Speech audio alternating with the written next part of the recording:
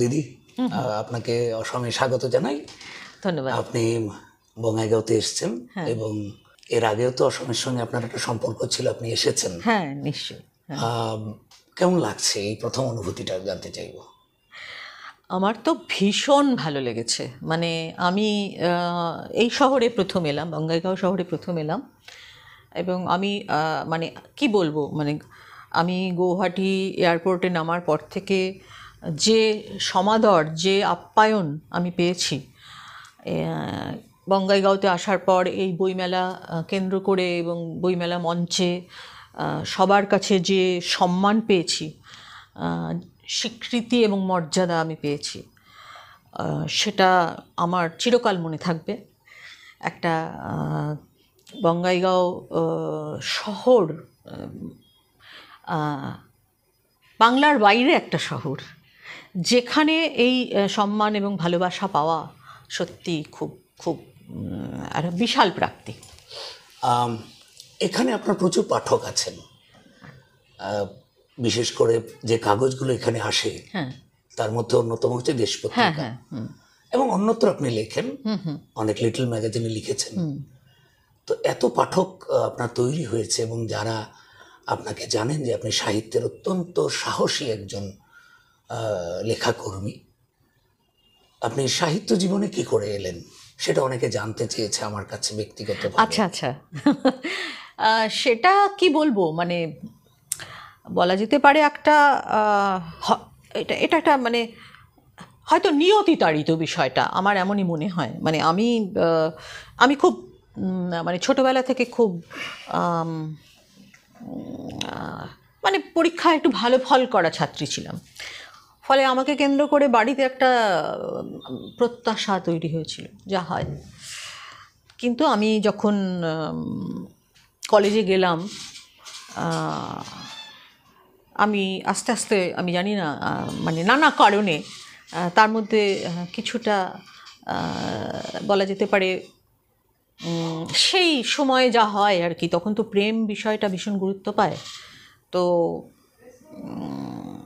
আমারও সেরকম একটা ঘটনা হলো আর কি, এবং সেটা বিচ্ছেদ হলো। সেটা আমাকে একেবারে ধ্বংস করে দিল, যাকে বলে। সেটা খুবই এখন ছেলে মানুষই মনে হয়, কিন্তু আমার কাছে ব্যাপারটা ভীষণ ভীষণ সিরিয়াস ছিল। এবং আমি সেই সেই সময় থেকে আমার একটা অদ্ভুত পতন শুরু হয়।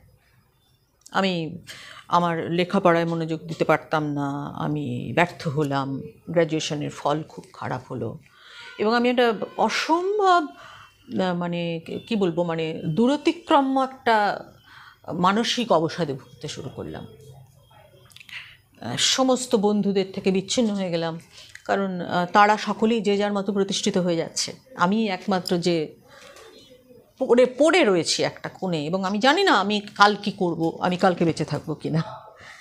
এইরকম একটি পরিস্থিতির মধ্যে আমি একদিন হঠাৎ আমি কবিতা লিখতে বসলাম। এটা খুব অদ্ভুত, মানে আমার দাদাও একটু লেখে টেখে, এখনও কবিতা টবিতা লেখে। আমাদের বাড়িতে লেখালেখির চর্চাটা আছে, আমার কাকা কবি, আমিও ছোটোবেলায় একটু একটু একটু লিখেছি, মানে কিন্তু সেগুলো একদমই মানে ওই সবাইকে দেখতাম লিখতো, আমিও লিখতাম, এরম ব্যাপার। তো দাদার ওই টেবিলে একটা সাদা, আমি দৃশ্যটা আমার এখনও মনে আছে, যে সাদা একটা প্যাড রাখা আর একটা কলম রাখা, চেয়ারটা দাদা হয়তো রেখেছে বসে লিখবে কখনো। ওটা দেখে আমি বসলাম, এবং অদ্ভুতভাবে আমার ভেতর থেকে একটা কবিতা জন্ম নিল, এবং আমার ভেতরে কিছুটা হলো, কিছুটা ঘটলো, একটু যেন আরাম হলো মনের, এবং ওই হলো শুরু। এটা আমি নিয়তিতাড়িত ছাড়া আর কি বলবো, মানে আমি তো ঈশ্বর বিশ্বাসী। ফলে আমার মনে হয় যে আমার যে পথে আমি চলেছিলাম, বা আমার যে লক্ষ্য ছিল জীবনে, যে আমি এটা হব সেটা হব, তো সেখান থেকে সরিয়ে আমাকে এইভাবে সাহিত্যের পথে চালনা করেছেন ঈশ্বর, আমি তাই মনে করি। রবীন্দ্রনাথের জীবনে আমরা এটা দেখি, যখন প্রচণ্ড সংকট, স্ত্রী মারা গেলেন, কন্যা মারা গেল, সমীন্দ্রনাথ চলে গেল, রবীন্দ্রনাথ পরবর্তীকালে মীরা দেবীকে লিখছেন যে সমীকে যেদিন মুঙ্গেরে রেখে এলো, সেদিন ট্রেনে আসতে আসতে দেখছিলাম বিশ্ব চরাচর ভেসে যাচ্ছে জ্যোৎস্নায়, মন বললে সব কিছুর ভেতরেই তো সব থেকে যাচ্ছে। এই উদাসীনতা থেকে রবীন্দ্রনাথের জীবনের একটা বড় পর্যায় শুরু হলো, যেটাকে আমরা পরবর্তীকালে গীতাঞ্জলি এবং তার চৌপাশটা বলি, আশ্রয়। আপনি বললেন আপনি ঈশ্বর বিশ্বাস করেন। রবীন্দ্রনাথের একটা লাইন আমার মনে পড়ছে, আমার ভেতর তোমার লীলা হবে, তাই তো আমি এসেছি এইভাবে। আমরা তাকে বলি শব্দরূপী ব্রহ্ম, সত্তারূপী ব্রহ্ম আমার ভেতরেই, মনের মানুষ তিনি আছেন, যা অখণ্ড বিশ্ব চরাচরে আমার ভেতরেই আছে। আমি তো আমাকেই লিখি। আপনার অনেক লেখা, সেখানে অনেকে মনে করেন যে আপনার আত্মজীবনের ছায়া আছে, যেটা খুব স্বাভাবিক। কিন্তু একটি লেখা, যে লেখাটি আমাদের অঞ্চলেও অত্যন্ত জনপ্রিয় হয়েছিল এবং বিশেষ করে বাউলদের জীবন নিয়ে, এই লেখাটার আগে মনে হয়েছে আপনি একেবারে ডুবে আছেন বাউলদের জীবনের ভেতরে, সমস্ত কিছু তার অন্তর্লীন যে তাৎপর্য, তত্ত্ব, জীবন, প্রতিটা ক্ষণ একদম অন্য একটা জগৎ। সেটার প্রস্তুতি কিরকম ছিল? অনেক পাঠক জানতে চান, আমাদের জিজ্ঞেস করেন। রাজপাট উপন্যাসের কথা বলছো। কি হলো যে আমি রাজপাট লেখার আগে, মানে উপন্যাস তো নানাভাবেই লেখা যায়, নিজের জীবনের অভিজ্ঞতা থেকে, অন্যের জীবনের অভিজ্ঞতা থেকে। তো আমি রাজপাট লেখার শুরুটা খুব অদ্ভুত। মানে আমার হাজব্যান্ডের এক বন্ধু গিয়েছিল মুর্শিদাবাদে, এবং সে বেশ কিছু ভাঙনের, মানে গঙ্গার ভাঙনের ছবি তুলে আনে। তো সেই ছবি দেখতে দেখতে আমার আমরা কি বলবো, আমরা অভিভূত হয়ে গিয়েছিলাম যে কি ভয়ঙ্কর, এবং মানে প্রকৃতির মানে নিজস্ব ভাঙা গড়া তো আছেই, তার সঙ্গে কিছুটা তো মানুষের তৈরি করাও আছে। এই রাজনীতির জায়গাটা আমার ভয়ঙ্কর লেগেছিল। তো তখন আমার বড়ি বলে যে তুই এটা নিয়ে লিখতে পারিস, এবং আমার বেশ ব্যাপারটা পছন্দ হয়। আমি তখন মুর্শিদাবাদ যাওয়া শুরু করলাম, কারণ আমার তো মুর্শিদাবাদের সঙ্গে, আমি ডুয়ার্সের মেয়ে, আমার যেমন উত্তরবঙ্গের সঙ্গে আমার যতখানি সংযোগ, মুর্শিদাবাদে তখন আমি যাওয়া শুরু করলাম। প্রতি মাসে আমি একবার করে যেতাম। এটা আমি 2 বছর করেছি। এবং আমি মুর্শিদাবাদ এবং মালদার অনেকটা অংশ, মুর্শিদাবাদের পুরোটা এবং মালদার অনেকটা আমি তখন ঘুরতাম। আমি বিভিন্ন গ্রামে থেকেছি, এমন গ্রামে থেকেছি যেখানে তখনও ইলেকট্রিসিটি পৌঁছয়নি, এবং আমার বিপুল অভিজ্ঞতা হয়েছে ওখানকার মানুষের সঙ্গে সংযোগ, হিন্দু মুসলিম সকলের সঙ্গে, মূলত মুসলিম। এবং আমি যে গ্রামের ওই এরকম একটা গ্রামে আমি রাত্রিবাস করেছিলাম, যেখানে এখন ইলেকট্রিসিটি আসেনি, এবং সেই গ্রামে একটি মাত্র হিন্দু পরিবার, বাকি সবাই মুসলিম। আচ্ছা। তাদের সঙ্গে যখন আমি কথা বলি, মানে এত অদ্ভুত ভালো লেগেছিল যে আসলে এই সমস্ত কিছু, মানে এই রাজনীতি বিষয়টা মানুষের মন কতখানি নিয়ন্ত্রণ করে এবং কতখানি বিষিয়ে দেয়, সেটা যত দেখি তত খুব গ্রহণ করতে খুব অসুবিধে লাগে। কারণ আসলে মানে মূলত মানুষ কিন্তু মানুষকে ঘৃণা করে না, ধর্মের জন্য ঘৃণা করে না, ভাষার জন্য ঘৃণা করে না, কোনো কিছুর জন্যই ঘৃণা করে না। মানুষের সঙ্গে মানুষের আত্মিক সংযোগ, এগুলো তৈরি করা হয়।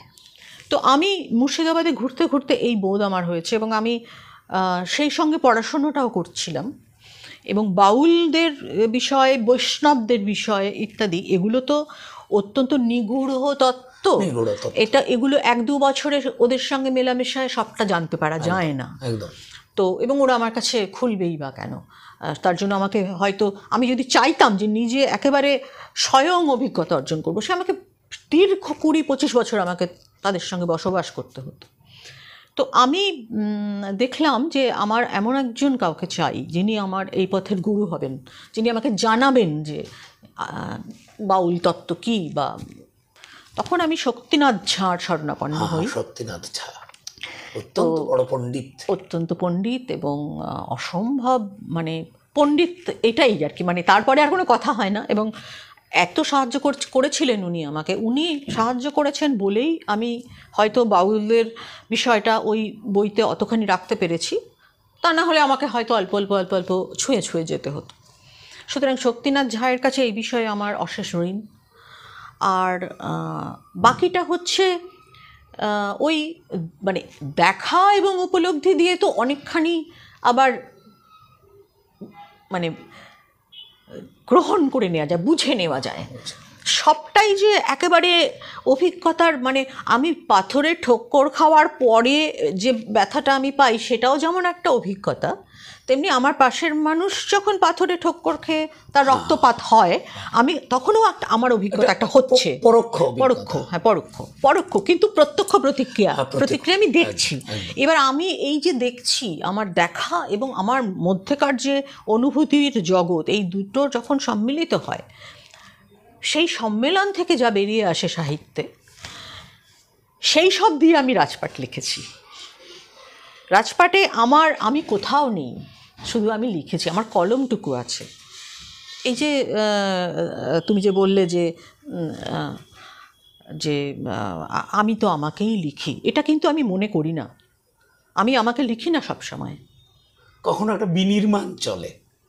আমি বিনির্মাণ বলবো না, আমি বরং নির্মাণ বলবো। কেন? তার কারণ হচ্ছে যে আমি লিখছি ঠিকই, কিন্তু যেটা অনেকেই বলে, এটা একটা তত্ত্বও বটে, যে যখন আমি লিখি তখন কোনো না কোনো চরিত্রের মধ্যে, বা হয়তো সব চরিত্রের মধ্যেই নাকি লেখক নিজেকে ছড়িয়ে দেয়। কিন্তু আমি লেখার সময় এটা অনুভব করবার চেষ্টা করেছি যে কোন চরিত্রের মধ্যে আমি নিজেকে ছড়িয়ে দিচ্ছি। আমার এরকম অনেক লেখা আছে যেখানে আমি নেই, আমি মনে করি আমি নেই। আবার অনেক লেখা আছে যেখানে আমি আছি, আমার প্রত্যক্ষ অভিজ্ঞতা আছে, বা আমার পরোক্ষভাবে আমার উপস্থিতি আছে। কিন্তু ধরা যাক, আমি একটা খুব অন্যত্র এই কথাটা বলি, এখনও বলছি, যে ধরা যাক আমি একজন খুনি বা ঘাতকের চরিত্র আঁকলাম, স্বাভাবিক, তাতে কখনোই তার জন্য আমাকে কাউকে খুন করতে হবে না। হ্যাঁ, তো আমি চেষ্টা করব আমার পর্যবেক্ষণ দিয়ে, আমার অনুভূতি দিয়ে জারিয়ে একজন খুনির মানসিকতা কেমন হতে পারে, বা একরকম তো হয় না, দুজন খুনি সম্পূর্ণ আলাদা আলাদা কারণে খুন করতে পারে। হ্যাঁ, প্রেক্ষিত একদম আলাদা, মানুষ আলাদা। তো আমি যে চরিত্রকে আমি ওখানে উপস্থাপিত করছি, সে কিভাবে ওই খুন পর্যন্ত পৌঁছয়, সেটা তো আমি নির্মাণ করছি। আমাকে সমস্ত কিছু খেয়াল রাখতে হচ্ছে, তার মনোজগৎ, তার পরিবেশ, তার দর্শন, ইত্যাদি ইত্যাদি। ছবি আঁকছেন আপনি। আমার একটা উপন্যাস আছে, তার নাম প্রহান। তো সেই প্রহান উপন্যাসে এই হত্যা ব্যাপারটা খুব গুরুত্বপূর্ণ। তো এই প্রহান কথাটার অর্থও তাই, যে প্রহান কথার অর্থ হচ্ছে ক্ষয়ে যাওয়া। এই অবক্ষয়ের ভেতর থেকে হত্যার যে ইচ্ছা, তার সঙ্গে কেউ শিক্ষিত বা অশিক্ষিত কিনা, কেউ সংস্কৃতিবান কিংবা তা নয় কিনা, কেউ ধনী কিংবা তা নয় কিনা, এগুলোর কোনো যোগ নেই।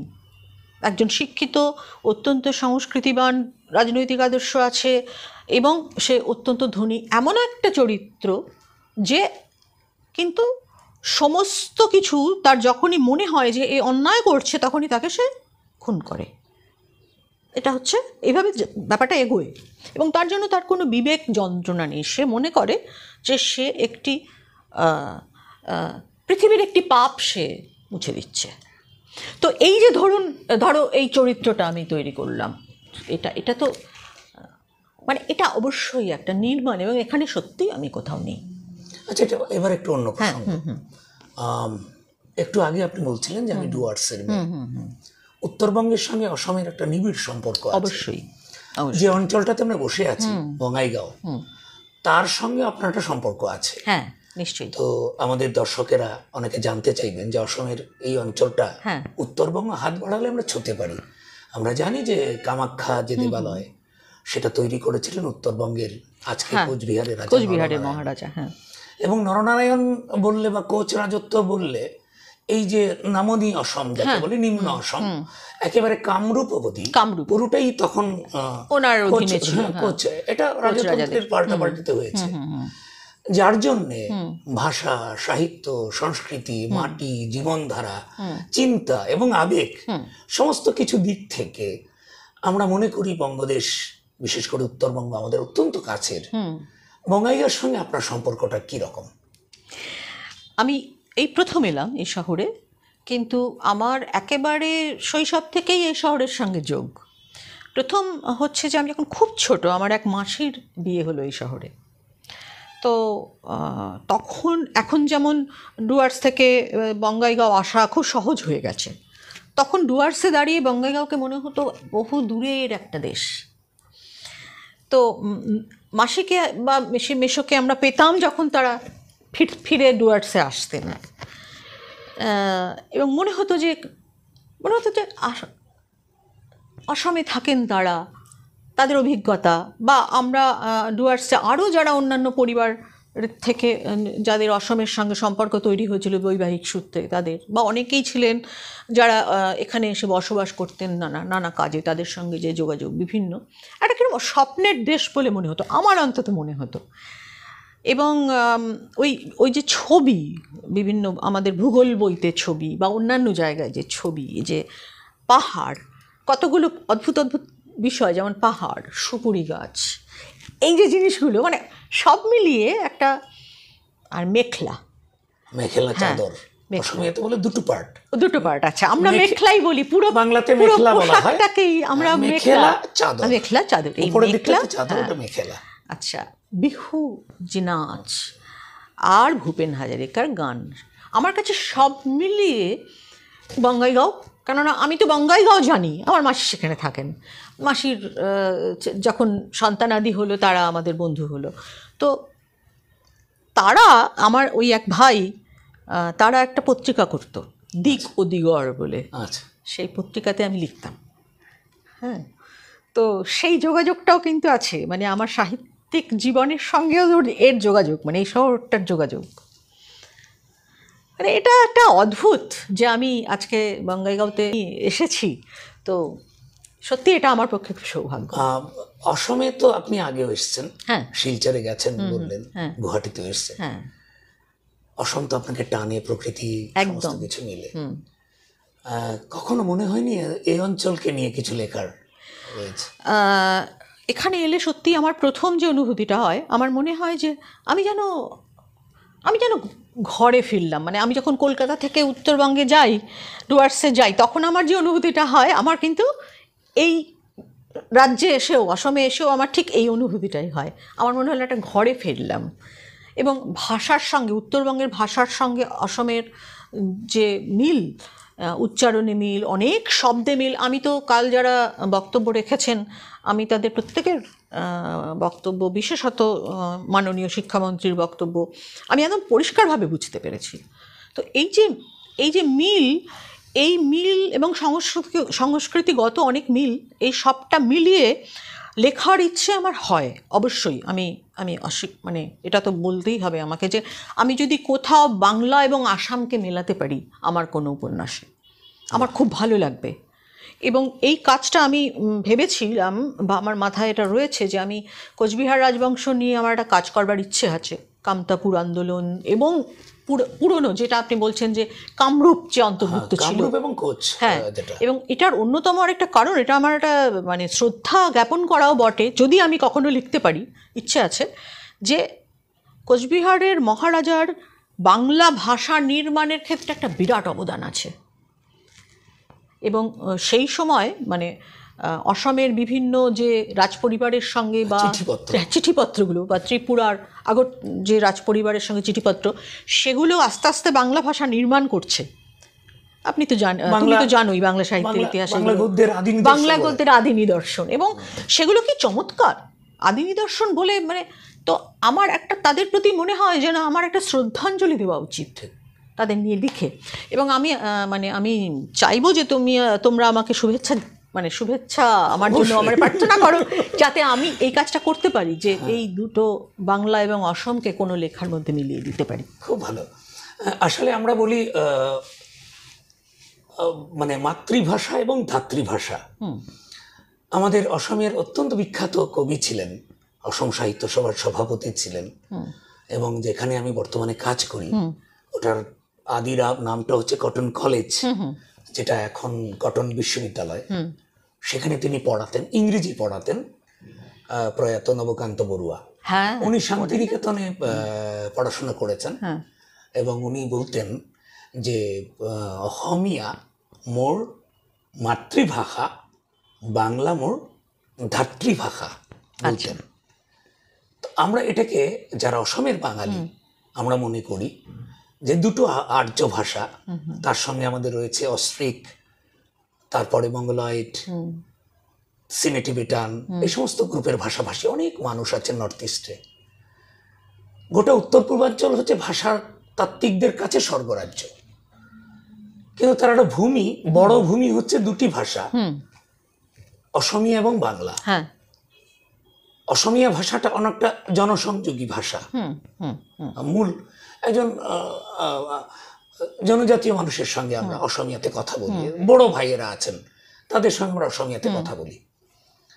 এই যে মাতৃভাষা এবং ধাত্রীভাষা, এই জায়গাটা থেকে দাঁড়িয়ে আমাদের অনেক কর্তব্য আছে মনে হয়, বিশেষ করে বাঙালি এবং অসমীয়াদের। একদম এই কথাগুলো কালকে আপনি বলেছেন, সেই ক্ষেত্রে আমাদের দর্শকদের জন্য যদি কিছু বলেন। আমি সবসময় মানে এটা আমি আমার যেহেতু আমি ডুয়ার্সে বহু উপজাতি জাতির সঙ্গে আমি বড় হয়েছি, ডুয়ার্সে তো বহু উপজাতি রয়েছে, তার মধ্যে অনেক উপজাতি এখন আর মানে নিশ্চিহ্ন হয়ে গেছে, তবু যতটা আছে তারা, আমরা একসঙ্গে স্কুলে পড়াশোনা করছি। আমি দেখেছি যে প্রত্যেকটি উপজাতির ভেতরে যাদের নিজস্ব ভাষা এবং সংস্কৃতি আছে, সেই প্রত্যেকটি ভাষা সংস্কৃতি কেন্দ্রিক যে যে কি বলবো, মানে যে জীবনযাপন, সেই প্রত্যেকটি যেন এক একটি সোনার খনি। কারণ তাদের নিজস্ব গান আছে, তাদের নিজস্ব শব্দ আছে, তাদের নিজস্ব প্রকাশ আছে, যা চমৎকার সাহিত্যের জন্ম দেয়। নানান রকমের যন্ত্র আছে।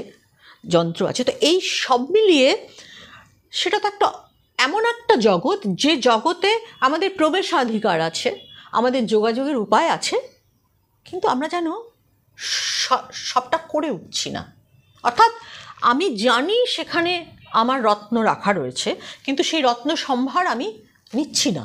তো আমার কথা হচ্ছে যে আমরা যত এই পারস্পরিক প্রতিটি, হয়তো সেই ভাষাভাষী সম্প্রদায় সংখ্যায় কম, কিন্তু তাতে কিছু এসে যায় না। আমরা যত বিভিন্ন ভাষার সঙ্গে সংমিশ্রিত হব অনুবাদের মাধ্যমে, বিভিন্ন সাংস্কৃতিক অনুষ্ঠানকে একত্র করে যত আমরা আদান প্রদান করব, তত আমরা সমৃদ্ধ হব। যে ভাষায় বেশি লোক কথা বলে সে ভাষাকেই চর্চা করা শুধু আমাদের সভ্যতার কাজ নয়। সভ্যতার কাজ হচ্ছে ভাষা সংরক্ষণ করা, এবং তার জন্য বৃহত্তর জনতা যে ভাষায় কথা বলে তাদের উপর দায়িত্ব বর্তায় যে অল্প সংখ্যক মানুষের ভাষাকে আত্মীকরণ এবং তাকে বাঁচিয়ে রাখবার যত উপায়, এবং তার ভেতরকার সমস্ত মণিমুক্তকে নিয়ে আসা। এবং এটা তো সরকারের প্রত্যক্ষ সাহায্য ছাড়া কখনো সম্ভব নয়। আমি সবশেষ প্রশ্নটি করব, সেটা হচ্ছে যে অনেকে লেখেন, এর মধ্যে আপনার একটা পরিচিতি আছে, আপনি অত্যন্ত সাহসী লেখার ক্ষেত্রে, চিন্তায়, বক্তব্যে, উপস্থাপনায়, শব্দে, অনুষঙ্গে। এত সাহস কোত্থেকে পান? আসলে আমি তো নিজেকে সাহসী ভাবি না। আমি শুধু মনে করি যে আমি একটু ভান জিনিসটা আমি খুব অপছন্দ করি। আমাদের সভ্যতা তো একটা মুখোশ ব্যবহার করে, আমি ওই মুখোশের ভীষণ বিরোধী। তো আমি যখন লিখতে শুরু করলাম, এবং আমি যখন লিখিও, আমি যখন লেখার টেবিলে বসি, আমার তখন মনে হয় যে আমি মানে জীবনে এমন কিছু থাকবে না যা সাহিত্যে আসবে না। জীবন তো সবটা নিয়ে, সেখানে নিষেধ কেন থাকবে? আমি তো জীবনকে তুলে ধরছি আমার সাহিত্যে, যেটা অন্যের সঙ্গে আমার একটা সংযোগ তৈরি করবে। তো আমি তখন এই চিন্তাটা আমার মাথায় থাকে না যে আমি যেটা লিখছি এর জন্য আমাকে গালাগালি খেতে হতে পারে, এবং পরে আমি খাই, মানে প্রচুর খাই।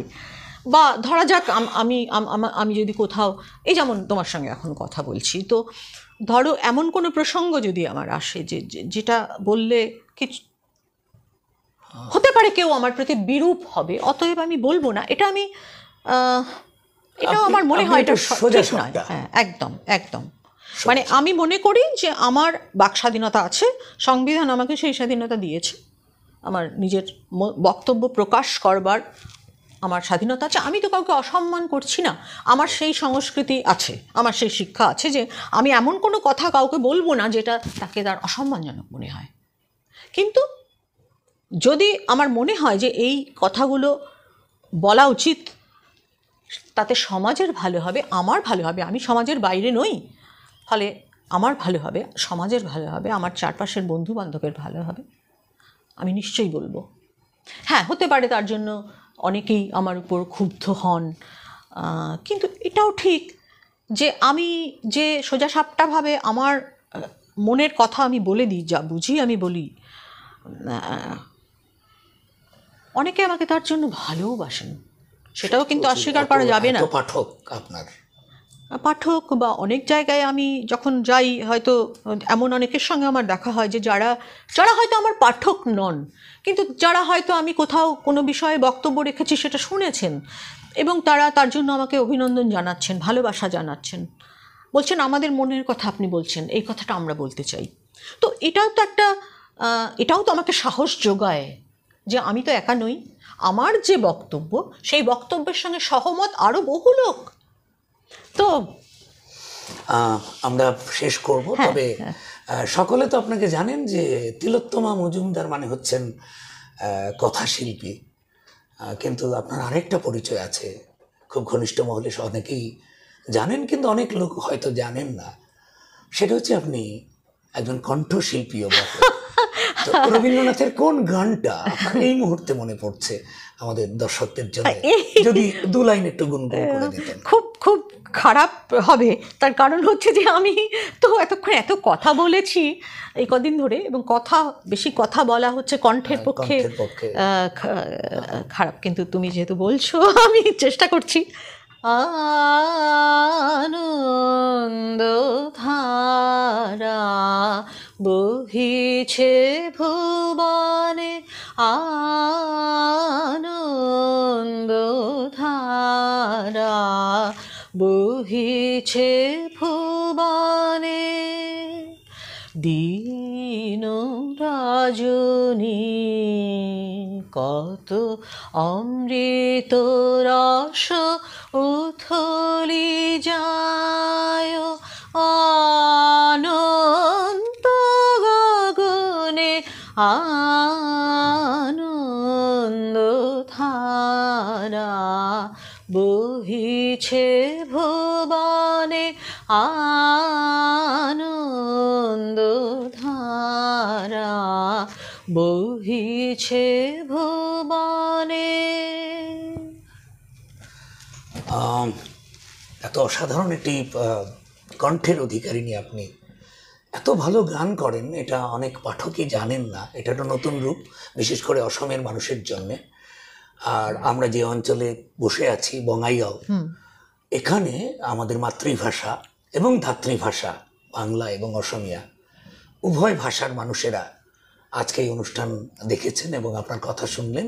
সব শেষ হলো বাঙালি এবং অসমিয়া উভয় সম্প্রদায় সব শেষ করে পায়েস খেয়ে, আচ্ছা, মিষ্টি মুখ করে, অবশ্যই তাই তো। সুতরাং এই যে গান, এই গানটা হচ্ছে আজকে আমাদের আলোচনার সেই মিষ্টি পর্ব, একটি অত্যন্ত মানে আমাদের নিবিড় রবীন্দ্রসঙ্গীত আমরা শুনলাম। আর আমার মাজত যিসকল এই মুহূৰ্তত এই অনুষ্ঠান দেখিছে তেখেতসকললৈ মই আন্তৰিক কৃতজ্ঞতা নিবেদন কৰিছোঁ।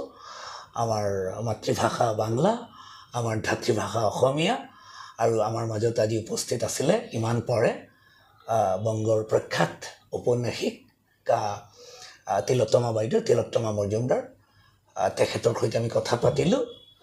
আৰু আপোনালোকে যিসকলে আমাৰ এই অনুষ্ঠান উপভোগ কৰিছে, সদুটিলৈ আমি আন্তৰিক কৃতজ্ঞতা এবং ধন্যবাদ জ্ঞাপন করেছো। দিদি, আপনাকে অনেক ধন্যবাদ, আপনি আমাদের মধ্যে এতটা সময় দিলেন এবং একটা মনে হলো যে এত কাছের একজন মানুষ আপনি। বঙ্গাইগাঁও মানে বঙ্গাইগাঁও আমার একটি প্রিয় শহর হয়ে গেল একেবারেই, এবং আমার মানে আমার আমার আরেকটা বাড়ি হয়তো। অসমের সমস্ত মানুষের পক্ষ থেকে আমরা তিলোত্তমাদিকে আবারও আমন্ত্রণ জানাই, যখনই সময় পাবেন আপনি আসবেন। আমাদের কিছু নেই যদি বলি, তাহলে এটা হচ্ছে আমাদের কাজিরাঙা আছে, আমাদের ভূপেন হাজারিকা আছেন, আমাদের চা বাগান আছে, আমাদের পাহাড় আছে, আমাদের নদী আছে, সরল মানুষেরা আছেন, নিবিড় সবুজ উপত্যকা আছে, মাটি আছে, মানুষ আছে। এদের জন্য আপনি আসবেন। অবশ্যই অবশ্যই অবশ্যই। অনেক অনেক ধন্যবাদ। ধন্যবাদ।